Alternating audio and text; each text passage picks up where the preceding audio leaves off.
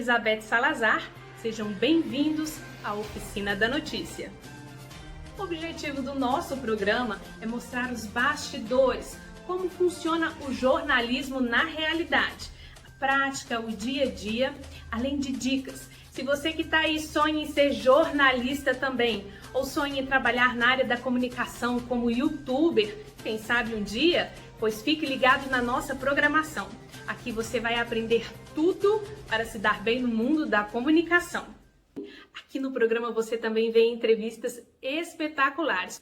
Para começar, para a gente ficar assim pertinho, juntinho, para você me conhecer melhor também, eu trouxe minha psicóloga, a Tamires Mendes. Tem alguém que conhece a gente melhor do que o terapeuta? Olá, turma! Tudo bem? Meu nome é Tamires, sou psicóloga. Fui convidada por essa jornalista incrível que é a Elizabeth para falar um pouquinho aqui na Oficina da Notícia, falar um pouquinho da minha história, contar um pouquinho da minha trajetória para vocês. Vem comigo? Bom, meu nome é Tamires, tenho 33 anos, sou psicóloga clínica e organizacional. Hoje eu moro aqui no Rio de Janeiro, mas eu não sou natural do Rio, eu não sou carioca da gema. Eu, na realidade, nasci em São Paulo e fui criada no sul de Minas. Então muita gente agora vai estar olhando e vai falar: hã? Ela não é mineira? Ela sempre fala que é mineira. Nasci em São Paulo, eu falo que foi um erro geográfico, tipo, não deu tempo de nascer em São Lourenço, aí nasci em São Paulo.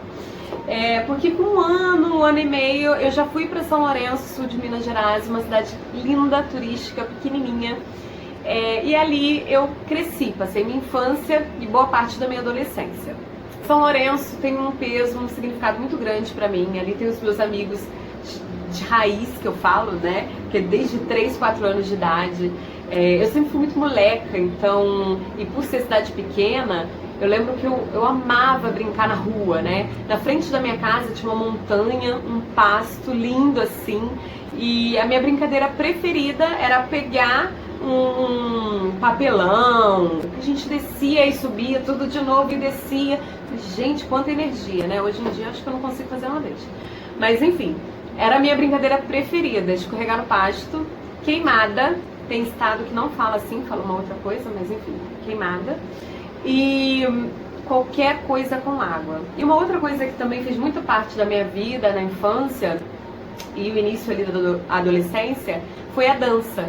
Eu comecei a fazer balé, jazz pequenininha na escola e fui, e era uma coisa que eu amava muito fazer, amava muito.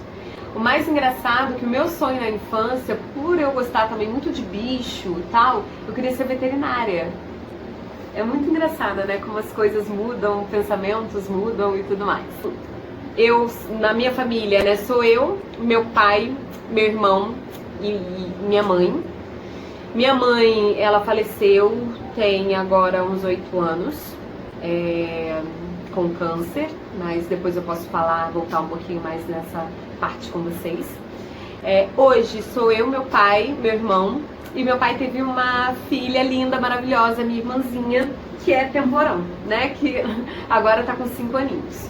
Bom, voltando um pouquinho, né? Voltando lá pra infância. Em São Lourenço era tudo maravilhoso, mas eu vim de uma família bem humilde. Então, meu pai sempre trabalhou em restaurante, minha mãe também. Meu pai era garçom, minha mãe era saladeira. E a gente não tinha ali uma vida tão confortável financeiramente falando. A gente tinha o necessário, dava super para viver, para sobreviver, mas não era algo que supria outras necessidades, né? Então, meu pai teve uma oportunidade de gerenciar, né, um restaurante aqui no Rio de Janeiro, e aí veio a tropa toda de elite, né? Veio a família inteira. Eu, meu irmão, minha mãe e meu pai. E aí a gente começou, eu com 15 anos, a trabalhar ali com meu pai nesse restaurante. Então era um restaurante de comida quilo, então eu ficava pisando comida, eu ficava no caixa, eu ficava na recepção, eu ficava ali ajudando ele, né, em multitarefas, por assim dizer. Bom, e aí com 17, 18 anos, eu comecei a questão do pré-vestibular e tal, faculdade, e eu comecei a fazer psicologia. Foi bem difícil saber o que eu queria fazer, porque vinha muito um peso de necessidade também. O que eu posso fazer e que pode me devolver um lucro, porque eu trabalhava, estudava, e aí o meu dinheiro era salário mínimo, mas como era pra mim, porque eu tinha meu pai e minha mãe que me ajudava ali na época, eu tinha que fazer alguma coisa que visasse um lucro. Então eu pensei muito nisso.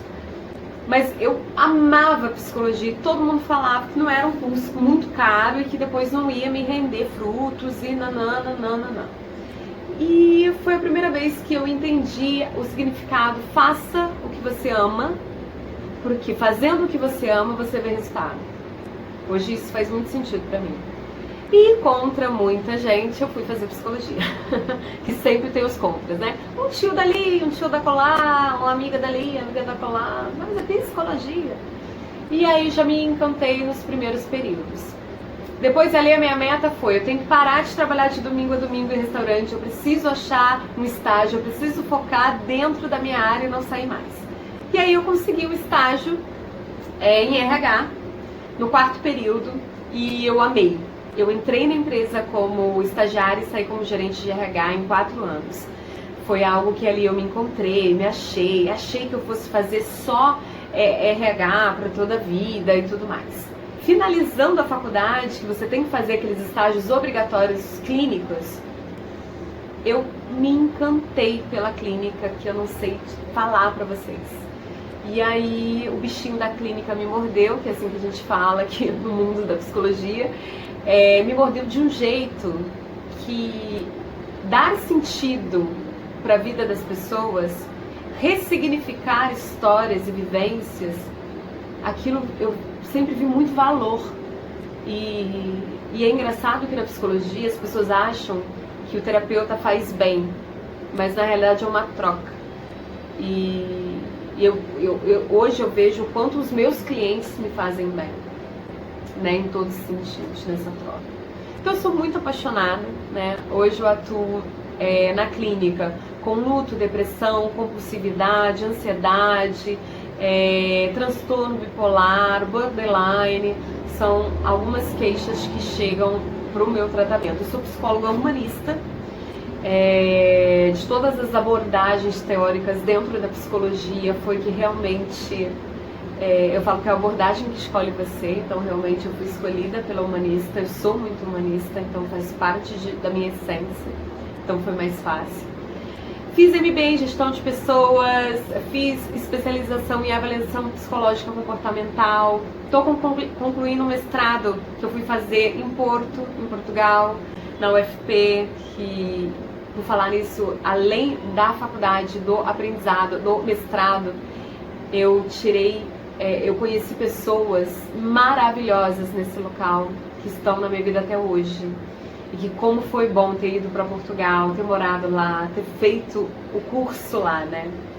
Hoje eu penso que assim, eu não me realizei totalmente na minha vida profissional porque eu tenho um sonho. E o meu sonho é pegar uma mochila e sair para alguns países trabalhando de forma voluntária com a escuta ativa. Enfim, tudo que eu amo muito. Eu sinto muito que quando eu vim pro Rio para fazer a faculdade, a minha mãe morreu, eu estava terminando a faculdade, então ela não conseguiu me ver formar e era um sonho dela.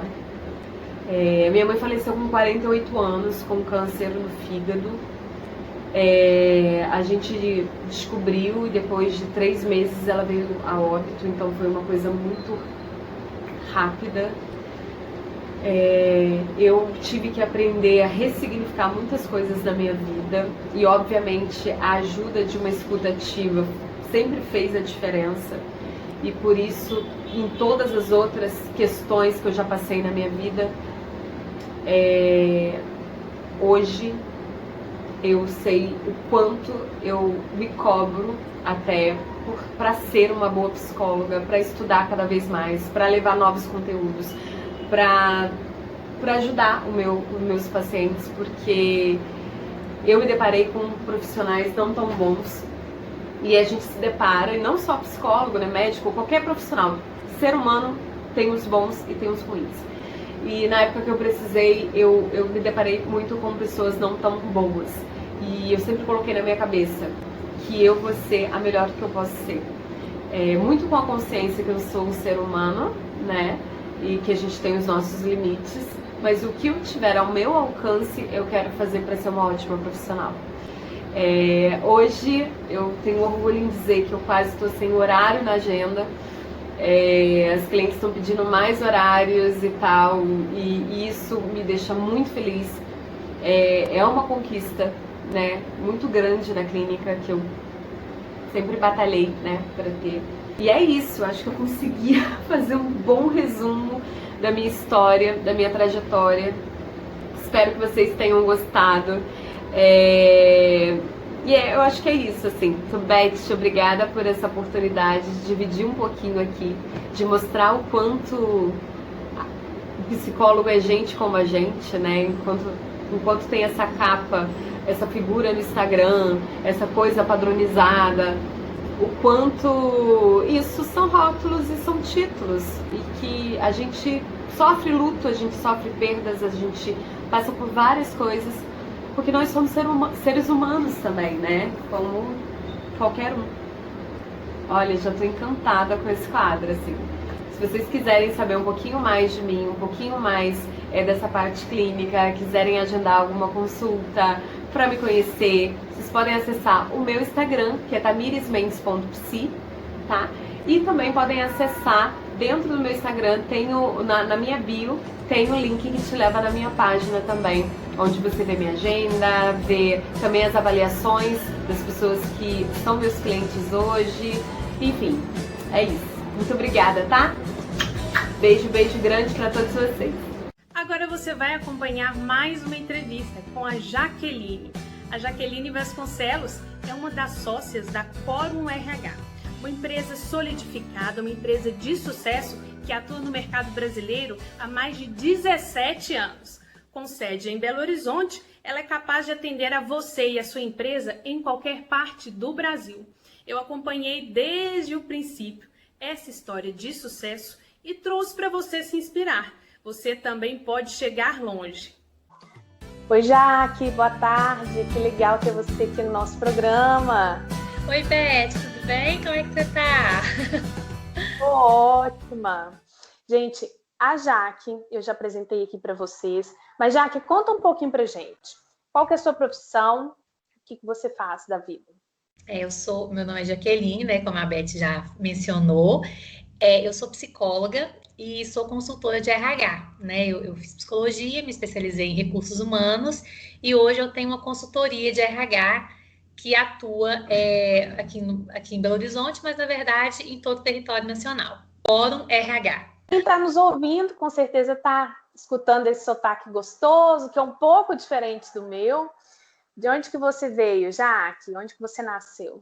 Eu nasci no interior de Minas Gerais. A cidade se chama Mutum. Quase divisa com o Espírito Santo, mas ainda é Minas Gerais.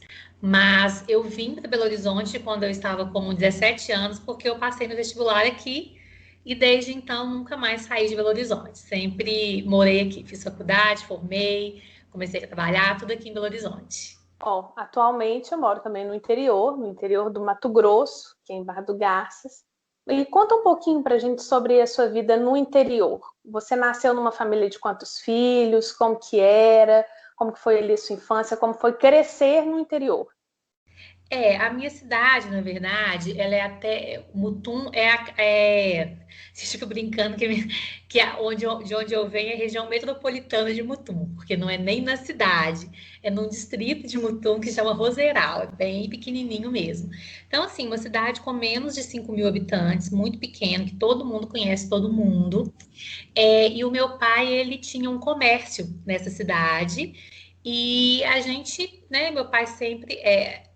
trabalhou nesse comércio junto com a minha mãe e a gente tinha ainda assim mais contato com as pessoas pelo fato, né, de a gente estar sempre ali no comércio. E era uma cidade, né, é um local que tem pouquíssimos recursos, a gente, ainda mais, né, na época, assim, né, porque eu já passei nos 30, né? Então vocês imaginam, né, que foi mais ou menos, a minha infância foi nos anos 80.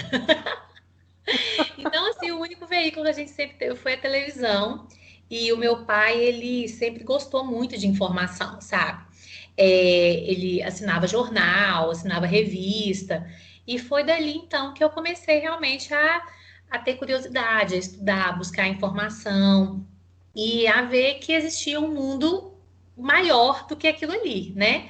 Eu conseguia almejar um futuro diferente, ter uma perspectiva diferente, mediante aquilo que eu via, né? Mediante aquelas informações que chegavam para mim, através dessas publicações. Então, eu sempre estudei em escola pública, no interior mesmo, porque lá não tem outra escola, né? Só tinha essa mesmo, né? Se a gente tivesse outra opção. E o que eu vejo também de muito positivo, assim, sabe? Uma coisa legal que eu acho da escola pública é que todo mundo estuda junto, sabe? Hoje, assim, a gente percebe, né, por exemplo, nas escolas particulares, né, que tem uma classe mais elevada que consegue pagar a escola para os meninos e todo mundo vai para lá. No interior isso não existe. Então, assim, o muito bom disso é que você consegue estar junto com pessoas que são diferentes de você, e eu acho que isso gera na gente mais empatia, né? Eu acho que o fato de você viver ali com uma pessoa que de repente tem uma renda menor que você, tem uma condição de vida menor que você, faz você perceber, né, as necessidades do outro, faz você conviver com o que o outro passa, e isso é muito bom pro caráter da gente, né? Então eu acho que isso foi maravilhoso para mim, assim, sabe, de ter podido conviver com tanta gente. E quando eu cheguei aqui em Belo Horizonte, que eu passei numa faculdade, né? Eu passei na PUC, onde você também formou, e aí o contexto já era totalmente diferente, né? A faculdade que eu estudei era uma faculdade mais elitizada, você sabe disso, e aí, assim, a gente vê gritantemente, realmente, né, essa diferença, assim, de classe. Mas foi isso. Então, quando eu sempre estudei focada mesmo em vir para Belo Horizonte, passei no vestibular e vim com a cara e com a coragem para cá. Teve uma coisa na sua fala que me chamou muito a atenção, que eu já conheci essa história, que é com referência a você ter acesso a meios de comunicação, acesso à informação. Isso se deve ao pioneirismo do seu pai, de entender a importância do acesso à informação? Porque isso não era comum, né, na época. Não, não era. Na verdade, o meu pai, ele sempre foi muito curioso, sabe? Ele sempre queria saber mais, ele sempre tinha, até numa época em que as pessoas não tinham muito senso crítico sobre o que elas escutavam, né? O que passava era lei, o que as pessoas diziam, que tinha um pouco mais de autoridade, não se conflitava, ele sempre queria saber mais informações. Então, foi por esse motivo que ele sempre quis realmente estar buscando, né, outras fontes. E lá na minha cidade não tinha banca de revista. Então, assim, ele não tinha nem como comprar, sabe? Então, a única alternativa que existia realmente era fazer uma assinatura. E, assim, era a única pessoa lá que assinava a revista na época, que era a revista de maior circulação de informação, que... Pode falar o nome da revista? Claro! Pode, né? A Veja. Que era a Veja. E sempre com um foco bem político, assim, né? Mas aí depois a gente, né, sempre tinha algumas promoções, ele acabava assinando outras revistas. Então, assim, por muito tempo também ele assinou Caras, daí eu vi aquele deslumbre todo de Caras, né? Assinava para mim quando eu fiquei adolescente Capricho. Aí depois eu fui me interessando mais por moda e ele assinou para mim a Elle, que você me ensinou como que fala Elle, porque eu falava ele. Então, por muito tempo também eu fiquei lendo assim Elle mensalmente, e era realmente um conteúdo que eu não tinha acesso em lugar nenhum, porque ainda não existia TV fechada, sabe? E a TV fechada também foi chegar lá muito depois, assim, sabe? A internet também não é dessa época, então Nem quem é mais pensar. novo nem entende, né? Não sabe o que é, não consegue nem conceber o mundo hoje sem computador, né? Sem um telefone celular que conecta com tudo. A gente não tinha essas possibilidades, não. Entendi. Então, a partir desse seu conhecimento de mundo, por causa do pioneirismo ali do seu pai, por causa dele entender a importância do acesso à informação, você fez a sua construção de visão de mundo.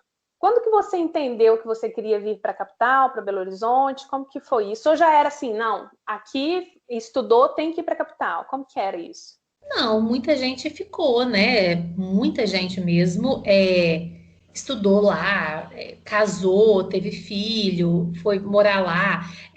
É super possível se ter uma vida lá, né? Seja na agricultura, seja também até na educação, inclusive, né? Hoje se formam muitos professores. Hoje, inclusive, em Mutum, né? Tem uma estrutura boa, assim. Tem médicos, advogados, né? Super possível, assim. Não dá para estudar lá, né? Porque lá não tem faculdade. De qualquer forma, você teria que fazer faculdade em outro lugar. Mas na minha visão, assim, na minha concepção, eu sempre quis realmente morar na cidade grande, sabe? Conhecer muitas pessoas, ver coisa nova, poder sair para um lugar diferente, sabe? No cinema. Isso não tem nem menor possibilidade lá, entendeu? Não tem nada disso lá. Então eu sempre quis, assim, foi um desejo que de repente foi despertado mesmo através dessas informações que chegavam até mim, né? Mas isso eu sempre soube. Eu não queria fazer faculdade lá perto, que existia a possibilidade, né? Eu queria realmente sair de lá para poder vir para cá para estudar. E desde que eu saí, não era do meu interesse voltar, não. E depois você fez psicologia, inclusive foi até a época que eu te conheci, se formou em psicologia e hoje você é uma empresária do ramo de RH de sucesso. Eu vou dar um pequeno salto dessa história do curso de psicologia, como que foi. A gente já vai e te pedir porque assim, você escolheu o curso e depois se formou, mas o que eu acho muito interessante é como que você se tornou uma empresária, como que a sua empresa nasceu, que é a Quorum RH. Conta pra gente. É uma história mesmo muito legal, assim, né? Eu estava no último ano de faculdade, entrei numa empresa, comecei como estágio, e daí, assim que eu me formei, eu me tornei analista nessa empresa e depois eu assumi o RH. Num tempo muito curto, assim, 2 anos eu já era gerente de RH nessa empresa. E aí, eu estava achando que realmente era o momento de eu ter uma amplitude maior, sabe? Eu já estava me achando muito limitada lá, quando eu vi um anúncio no jornal. Vi um jornal que estavam procurando uma psicóloga, mandei meu currículo para lá. E E como que era esse jornal, esse formato do jornal, né? Só para o pessoal saber, porque hoje em dia as pessoas não têm acesso ao jornal impresso. anúncio, né? Não tem, é no jornal físico. Você pega, abre. No principal jornal daqui de Minas Gerais, que é o estado de Minas, tem uma parte só de empregos. Esse jornal ele ainda existe, ainda é circulado, e aos domingos tem essa parte de empregos. Então, daí eu vi esse anúncio no jornal falando de uma empresa que estava contratando uma gerente de RH psicóloga. Mandei meu currículo para lá. Ok, fui chamada para a entrevista. E quando eu cheguei na entrevista, para minha surpresa, o objetivo do empresário não era contratar uma psicóloga, mas sim que essa psicóloga, juntamente com uma outra que eles selecionassem, abrissem uma empresa para poder atendê-lo. Então, assim, até o momento eu nunca tinha pensado nisso. Assim, eu falei, gente, não, empreender, não sei, eu não imaginava isso. E aí ele já tinha falado comigo que ele já tinha selecionado a outra psicóloga que ele queria e que ele queria nos apresentar porque ele achou que ia dar certo. Ele me entrevistou, gostou de mim, mas não, você vai dar certo com a Manuela, que é a outra psicóloga que eu selecionei. Então aí a gente marcou uma segunda entrevista para eu poder conhecer a Manuela. E aí, então, a gente se conheceu, né, junto lá com o senhor Carlos Humberto, que ele é do ramo de conservação e limpeza, uma empresa que tem aqui também em Belo Horizonte muito sólida, que é a Silk. Daí ele foi e nos apresentou, ele falou assim, olha, eu não quero mais que a minha empresa tenha departamentos, não quero mais que a minha empresa tenha setores, eu quero agora que todos os grandes setores da minha empresa sejam prestadores de serviço. Como eu já tive algumas experiências com consultoria de RH que eu não fiquei satisfeito, eu pensei nisso. Eu pensei em juntar duas pessoas que eu goste, que eu perceba que tem um perfil para me atender, e elas então vão abrir uma empresa para poder me atender. Conversei com a Manuela, gostei dela, ela também gostou de mim. A gente começou a conversar, eu achei ela muito competente. Na verdade, a Manuela, ela tinha antes, ela já tinha uma empresa de RH. E eu já tinha sido entrevistada por ela. Olha, Porque é o mundo, né? E aqui em Belo Horizonte, Beth, né, para os seus telespectadores aí saberem, a gente costuma usar um termo que Belo Horizonte é um ovo, sabe? Apesar de ser uma cidade com 2 milhões de habitantes, a gente costuma falar que Belo Horizonte é um ovo e eu tô frito. quase 3, viu? 3 milhões de habitantes. Então você não faz nada não, você vai ser descoberto, entendeu? Verdade. E aí, então, eu já conhecia a Manuela, ela me conheceu, ela lembrou também da nossa entrevista, e a gente topou essa parada. A gente falou assim, vamos então? Né? A gente tinha o quê? 22 anos, né? Tinha acabado, assim, de formar. A gente não tinha muito, assim, o que temer, na verdade, né? Abrimos a empresa, o seu Carlos nos ajudou, fez um contrato com a gente, assim, de 6 meses, a gente pôde ficar dentro da empresa dele, e daí, assim, a gente começou a prestar serviço para a Silk exclusivamente, mas, assim, para nossa surpresa, com 2 meses já foram surgindo outros clientes, assim, sabe? Sem a nossa prospecção. Pessoas que souberam, né? Eu saí da empresa onde eu estava, que era a Obras Online, hoje, inclusive, ela está em São Paulo, nem tem sede mais aqui em Belo Horizonte.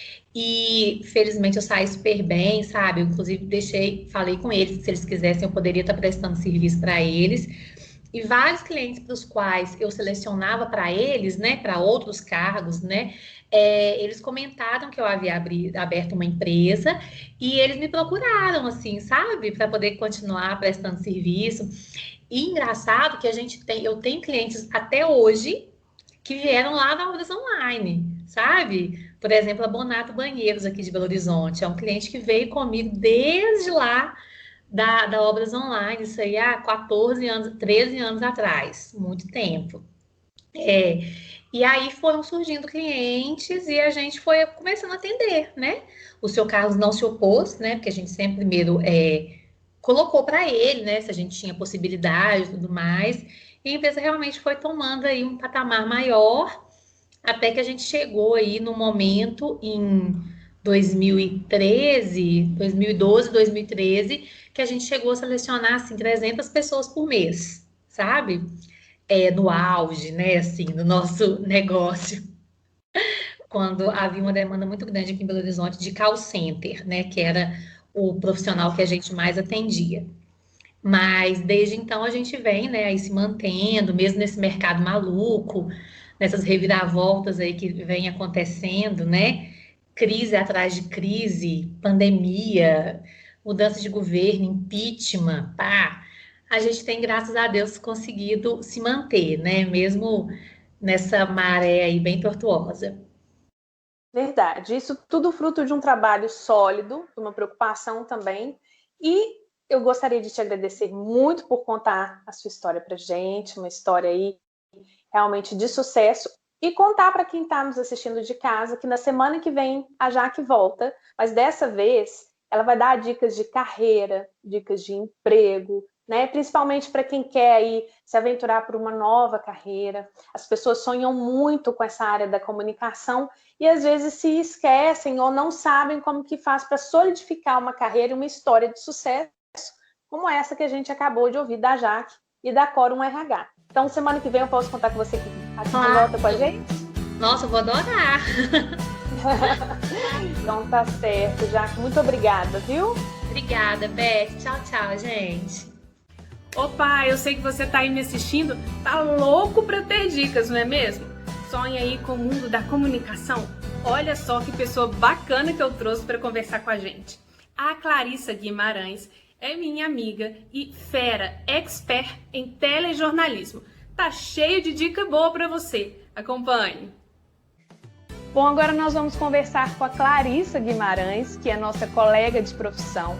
A Clarissa tem 39 anos, mora em Ponte Nova e já está há 16 anos de profissão, vejam só.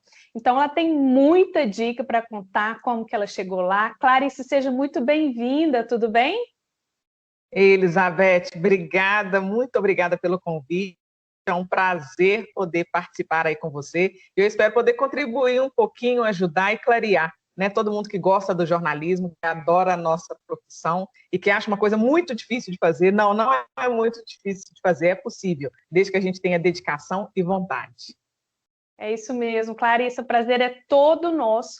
Conta pra gente, como que surgiu a vontade, o sonho, o desejo? Sempre foi uma opção sua desde pequena? De onde que você tirou de ser jornalista? Então, Liz, a minha história com o jornalismo começou quando eu tinha apenas 5 anos de idade. Desde pequenininha eu via a televisão, via os repórteres trabalhando e falava, gente, é isso que eu quero fazer para minha vida. A minha grande inspiração sempre foi a Glória Maria. Eu via, Liz, aquelas reportagens do Fantástico, onde ela viajava o mundo inteiro e falava, gente, é isso que eu quero para minha vida.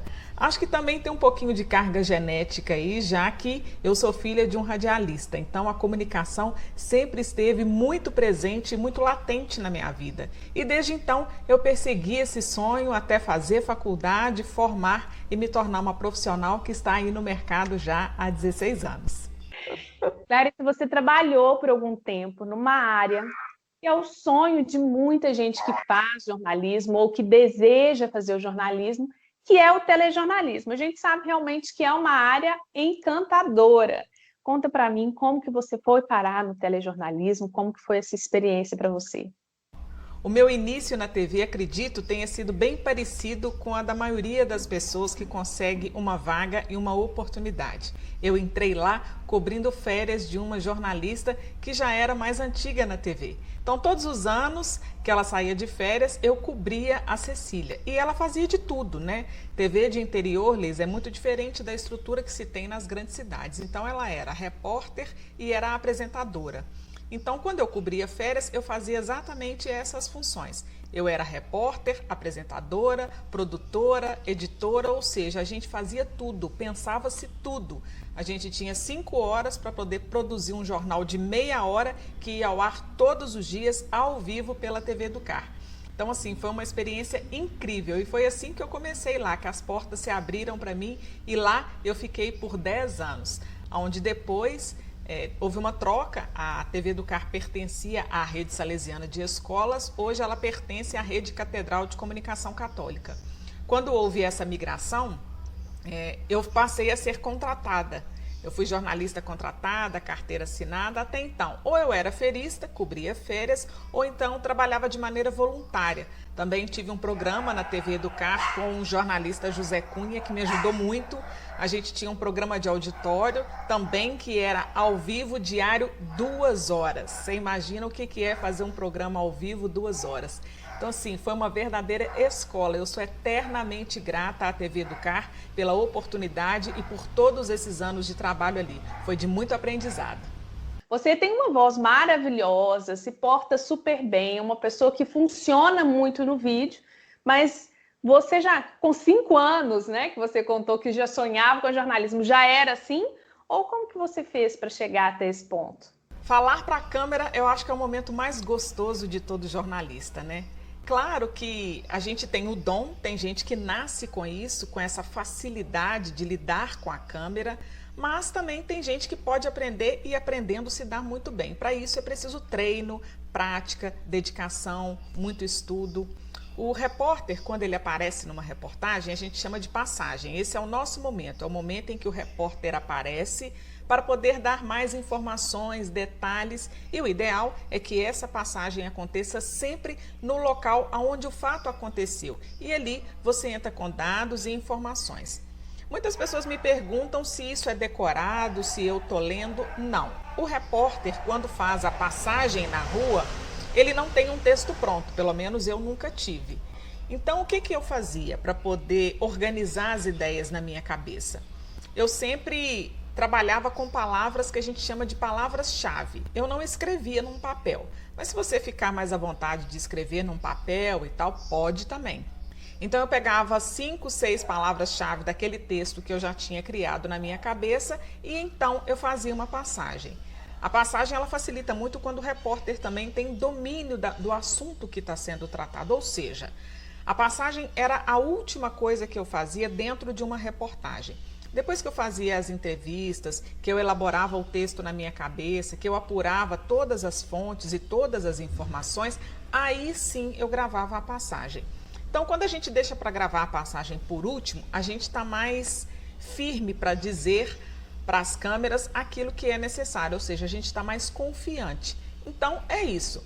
É você pegar um papel, pegar a palavra-chave e aí sim desenvolver o seu texto. Errava? Errava, claro que errava. Eu já cheguei a fazer uma passagem, Liz, 17 vezes, mas não é demérito nenhum. Tem dia que a gente não tá legal, né? Tem dia que a fala não encaixa direito, o que não pode é desistir. Também já fiz passagens sem errar, várias vezes também. Mas tudo é prática, tudo é não ter vergonha de errar, tudo é contar com o cinegrafista. A participação com o cinegrafista nesta questão ela é essencial. A gente precisa trabalhar juntos. Claro, nós somos uma equipe, né? Então, por várias vezes, eu falava alguma palavra errada ou contextualizava de forma equivocada e o cinegrafista é que vinha falar para mim, entendeu? Clarissa, faz de novo, não, desse jeito não ficou legal. Olha, você esqueceu desse outro detalhe. Então, ter essa parceria com o cinegrafista, ela é essencial. E graças a Deus eu só tive ótimos parceiros na TV Educar. O que eu tenho para dar de dicas para você que está começando e que quer, né, Liz, iniciar essa carreira no jornalismo, que, gente, é um universo maravilhoso. É difícil? É difícil, como tudo na vida é difícil, mas é possível? Claro que é. Para isso tem que ter dedicação. Faça cursos. A Liz tem um curso maravilhoso que ensina práticas, a vivência do jornalismo, né? Se você não puder fazer faculdade, mas já trabalha na área e quer fazer alguma especialização, o ideal é manter-se atualizado sempre. Hoje, com o advento da internet da maneira que está, nós temos vários cursos, alguns gratuitos, outros pagos.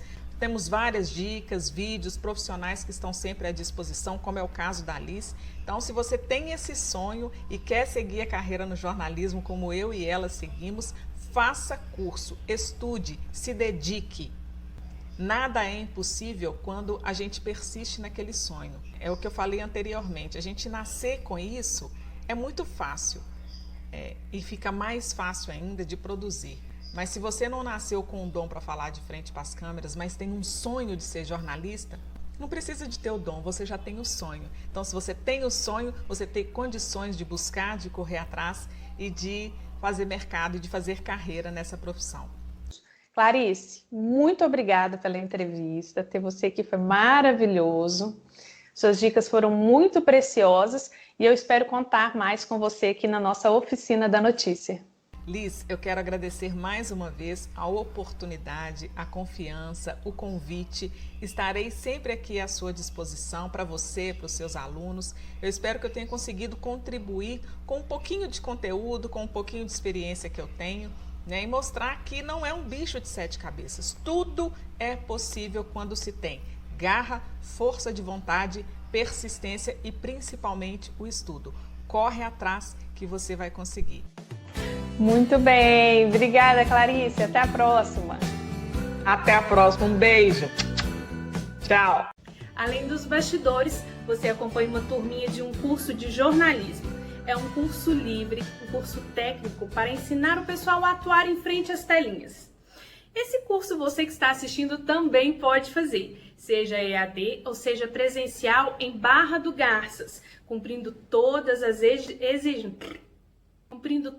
necessidades de higiene por causa do Covid-19. Dia gostoso começando aqui no SBT. Já está preparada aqui, ó. Tem uma turminha incrível de jornalismo aqui. Vão fazer o curso. Eu já estou preparadíssima. Tem um pouquinho de bastidores para vocês. Essa aqui é uma sala muito bacana, onde acontece toda a edição. E é incrível como eu estou cada dia mais apaixonada por esse ramo de comunicação. E eu tinha falado que gente, eu preciso aprender, eu quero saber, porque eu estou nova na parada, eu só tenho 7 meses de comunicação na rádio, depois eu saí. E hoje fiquei, gente, vou acordar cedo, tem que chegar às 8 horas. Ai meu Deus, o que eu vou aprender primeiro, sabe, naquela expectativa. Essa oportunidade veio a calhar, que é uma resposta das minhas orações, eu falei, eu preciso aprender. Eu quero te agradecer, Elizabeth. Quando eu recebi essa notícia, meu Deus, você viu lá, porque eu tava empolgada na reunião. Você não faz mais nada não? Eu falei, faço, mas eu quero. Nossa, então eu tô muito feliz. Tá muito feliz? Ai, que gostoso. Ai, que tudo, Bibi. Obrigada de coração. Ai, imagina, né? Não vou me emocionar, não. Você, Bárbara, você tem alguma coisa? Alguma dúvida? Ai, gente, que é? Vira a câmera. Tem que mostrar a emoção. Eu não sei nada. Eu tô entrando agora nesse ramo, então esse dia pra mim vai ser um foco e um rumo, né? É só isso que eu queria fazer. Oh, meu Deus, gracinha, gente, vocês são potenciais. A gente tá aqui trabalhando com o que tem de melhor, na mídia. E se dedicar, se estudar, e estudar é o ápice. Quanta gente faz sem dedicação, né? E ver vocês assim animadas, empolgadas. Você ficou com alguma dúvida, Lu? Não, fiquei com dúvida não. Não. Eu já tenho um pouquinho de mais tempo. Sim. Nossa super repórter. Entre idas e vindas, eu acho que eu já tenho uns 7 anos já trabalhados. Mas assim, experiência ela nunca é demais, né? O conhecimento. A gente tem que estar se adequando, se adaptando, porque assim como a gente viu hoje, né? A notícia era assim, de uma forma dinâmica, e a gente tem que estar atualizando o tempo inteiro.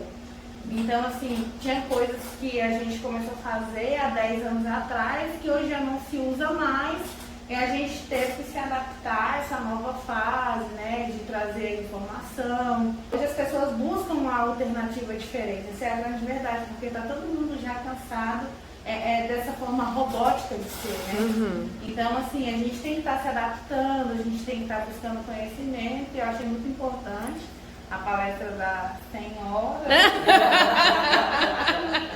Achei muito interessante, que é uma forma a gente está buscando fontes e conhecimentos que até agora a gente não tinha, né? Então eu acho que é isso. Ainda sobre o curso de jornalismo, aqui a gente gosta de mão na massa. Então olha só que bacana a entrevista que a Letícia Moura, minha aluna do curso, fez com o pai dela. Olha, se você sonha com isso, você também pode. Fique aí então com a entrevista da Letícia e a gente se vê no sábado que vem.